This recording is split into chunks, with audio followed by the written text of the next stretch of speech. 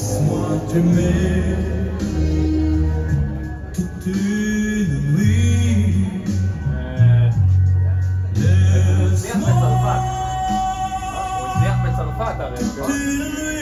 ואז ההצלחה שחררה אותו. הוא יצא, לא, הוא התאבד לבד, כן, הוא לא יצא. הוא גר פה? היה גר במקדים, היה מסתובב בשכונה.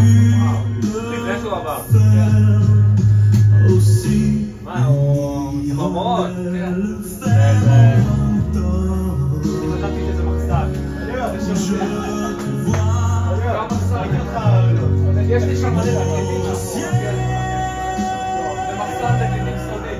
מעניין אם היום הולך סתם בצרפת לבתי קפה. כן, יש לו מלא מעריצים. עד היום, כן. אנשים אירופאים, נטליה אחד מהם, כן. אבל נטליה יש מלא חברים בצרפת. יכולה להעיד שהוא מאושר עד היום? בהחלט. זה מטורף וחמל בעצם ש... בוא! תסתכל באיזור כמה צפיות יש לשיר הזה. נטליה, הוא עד היום מושמע בצרפת ברחובות פריז.